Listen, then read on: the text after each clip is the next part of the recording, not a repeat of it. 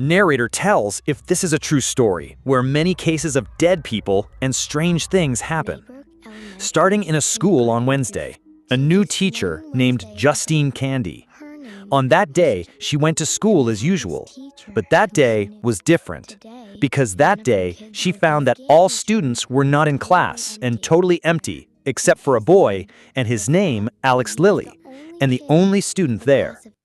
All of this happened during the night before. 17 children woke up at 2:17. Down from the room in the morning, they all came out of the house, running across the dark streets, and never returned. The next day, they all did a search. All parents were really sad and annoyed, while the police got instructions if they all left at 2:17, and even the camera in every house recorded the same thing, showing all children ran into the darkness of the night, but did not know what really happened. The police spoke to Alex about the reason all his friends did that and the plans they made, but Alex really did not know and never heard of what was being planned. There, Mrs. Candy is also being interrogated, not knowing what really happens and cannot help the police. Schools are closed for almost 1 month for investigation, and after that, they open everything back so that children who were not lost can learn again. Finally, all parents gathered at school. As a school principal, Marcus tried to calm the situation. One of the student parents, named Archer, demanded an explanation why only in this class was missing. He asked Justine to speak, but they were angry because Justine could not explain the reasons why all students in the class could disappear, and why not in other classes the case occurred, or some children from every class that made all the parents there. Because the situation became chaotic, Justine immediately left school, and Marcus tried to calm everyone. After arriving at home, Justine felt someone was watching, but she tried to stay calm with a glass of whiskey, and suddenly, someone knocked on the door loudly. So Justine immediately went out looking for a bed that might be YouTube's live prank. But she sees that her car has been marked with witches text. For fear that Justine's mental health impact is problematic, Marcus gives advice to go to a psychiatrist, focus on mental health, and ask for a while resting away from school. Justine refused and still wanted to teach in class. She asked Alex and Marcus to explain that the child had been moved to Mrs. Bill's class for security. Here, Justine was forbidden to meet Alex. This is all for the good of Justine because everyone thinks that she has hidden something. After that, she went to report to the police about cheap prank, and Paul officers were there. That night, they met in a bar. Justine told Paul if everyone suspected she was a magician who kidnapped the children as they wrote in the car. Here, Paul will not give Tesla, but only tells if not all think about it, even though every day she meets a different person. So rather than thinking about it, Paul invites wow. Wow! Really? We're not. The next day, after taking Paul home, she tried to follow Alex when he returned from school because there was something strange and wanted to talk about the previous incident. But it seems that there was no response from within. Because curious, she goes around entering other people's property without permission, and when peering from the window, suddenly. Justine told Marcus, but Marcus advised if entering the property without permission, that violated the law.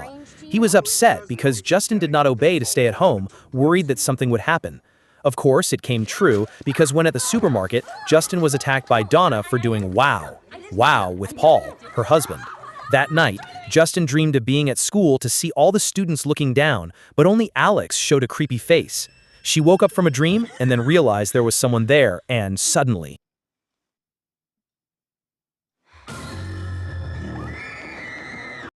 The next day, Justine tried to talk to Alex to ask if he was fine, but Alex did not care and asked not to follow.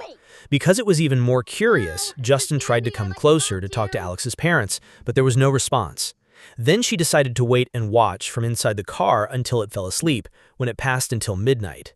The quiet and dark journey, suddenly, the door opened. An old woman, out carrying the scissors closer, then opened the back door of the car, entered without sound, and cutting a Justine hair for souvenirs. After that, she left without thanks, disappearing in the darkness of the night. Time back a few days before, a man named Archer Graham tried to analyze through CCTV when his son left at 2:17. Archer is an intelligent construction boss.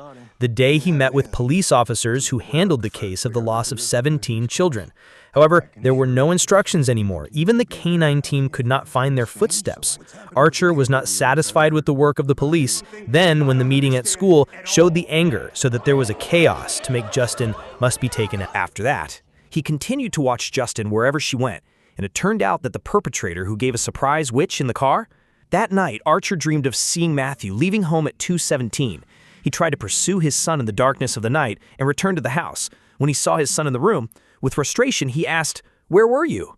Because he is really worried and really loves his son. Okay, calm down, dude. It's just a dream. When going to leave, Archer realizes when Matthew runs to a place in a street direction to the location of the tower. Then he tries to give a sign of each area that is passed to the tower and connects with a line.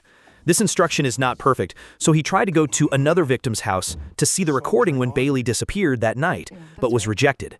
Then, Archer waits for Gary to go home and ask for the same thing. Luckily, Gary invited to see the CCTV. Instincts, Archer's footage begins to work and calculate every detailed direction of Gary's daughter while running. After that, he made a straight line in line with Matthew's lines and marked the area. Then, without wasting time, he immediately went to that location, hoping to get a clue. Archer unexpectedly saw Justine there. He tried to speak, but of course, Justine did not want to deal with him to make both of them debate like a rapper. During their debate, Marcus suddenly approached with a crazy face, running like Superman style. Without permission, he immediately tried to attack Justine, intent to kill her. Archer tried to help and stop Marcus, who was possessed by a rotten rat. Back a few days earlier, at the police station, Paul was talking with Donna, who suggested that her father, who was a police chief, for dinner commemorating their wedding day, and the old man agreed. After that, Paul will patrol and meet with Justine, who reports if her car is painted by someone for free. While on the road, Paul saw the thief was carrying out his duties. Then he immediately chased the man who was trying to escape. After the chase action that made the sweat they run out, finally, Paul managed to catch a thief named James. When searching for his pocket, Paul felt something long, hard, and black. Oh shit, it turned out to be an injection that made his hand hurt. Because annoyed, Paul immediately hit James hard until it fell. Without wasting time, he got into the car to treat wounds due to injections, worried about contracting AIDS. Then he realized that recording all events, including the moment when slapping James gently, because the recording could make a serious problem. Feeling guilty, Paul warned James to never return to this area, threatening to beat James if it violated, and then release the thief back to his habitat. Of course, when he returned, he was scolded, to warn if James complained about this, Paul could get a problem. However, if James remains silent, then everything will be fine. That day, Paul felt unlucky, and Justine sent a message inviting to meet at the bar, and the next scene, you must be know. The next day after Justine took Paul home, it turned out that Donna was already there because he returned early. Certainly, she asked Paul's whereabouts last night, and Paul was suddenly stupid-faced. Paul felt that the day was more unlucky, and when he was about to patrol, he saw James roaming near the police station. Then they returned to become Tom and Jerry. Withdrawing a few days before, James was a homeless person who really liked drugs because this bastard had never thought about the future and, most importantly, now could be high fly.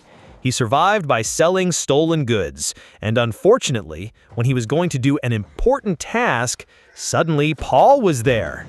And like the previous scene when James was beaten and threatened and then released, James is not deterrent and is now looking for targets of homes that look empty, which turned out to be Alex's house. After making sure there were no people, immediately entered through the window before Paul passed through the area. Inside, James was surprised to see Alex's parents on the sofa, silently, not moving, without expression. He apologized if he had entered the house without permission, but he realized they were not dangerous. That immediately finished his job.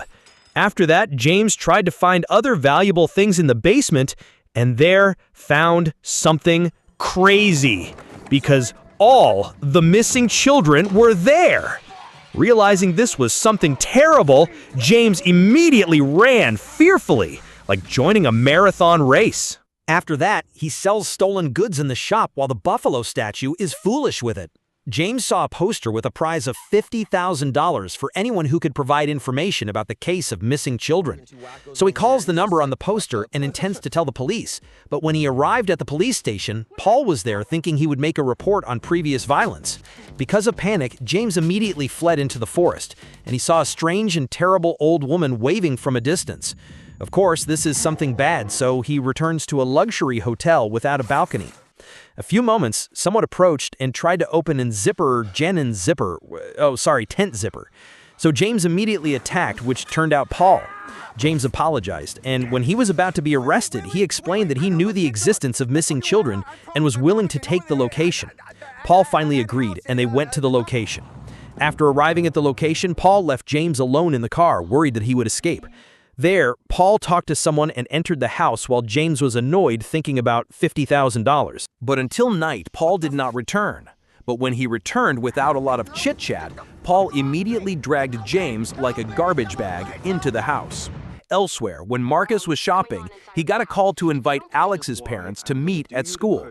Then a woman named Gladys arrived at school, claimed to be Aunt Alex, representing Alex's parents, reasoned that they were sick. Here, Marcus will only talk to Alex's parents, even he is willing to visit Alex's house. Worried if Marcus will know the truth, Gladys agrees with the plan. But before Marcus went there, Gladys came to Marcus's house that she need help. After entering the house, she asked for a bowl with water inside, then began to perform strange rituals so that it made Marcus scared. Gladys then took the scissors and cut Terry's hair, and the death bell rings to make Marcus look strange. Then Tony's hair is tied to a twig and broken, and finally Marcus attacked, then killed Terry brutally.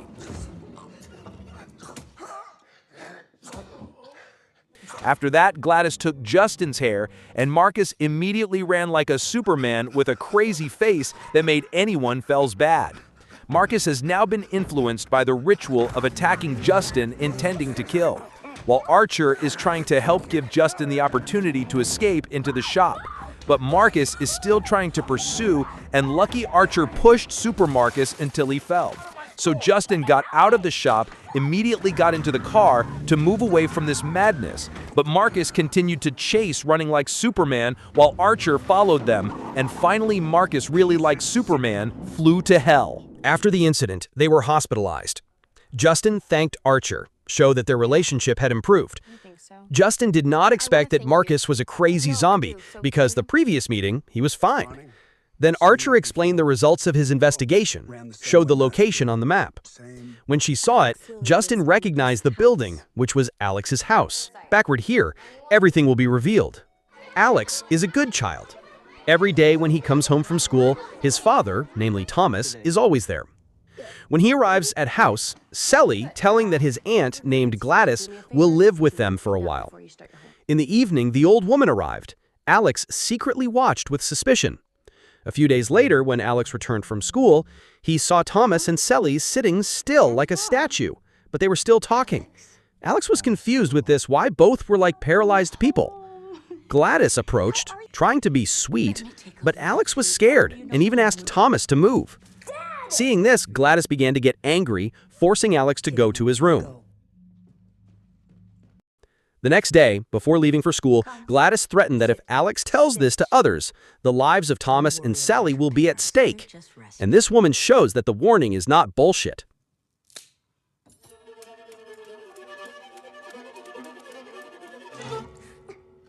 Since then, Alex has always been sad because the family has been destroyed. There is no more excitement. Gladys gives the task that Alex feeds his parents, and the life of this little boy changes gloomy that should not occur. One night, Alex saw Gladys like almost dead and gave a task. Alex was forced to obey all of this woman's orders by asking to provide objects from each child in his class to prepare a ritual. So Alex stole the object needed at school without being known by his friends. That night, the ritual began. At 2:17 p.m. at midnight, Gladys used supernatural powers. When the strength works, one by one, students in class began to go down from the room, walking out of the house to Alex's house.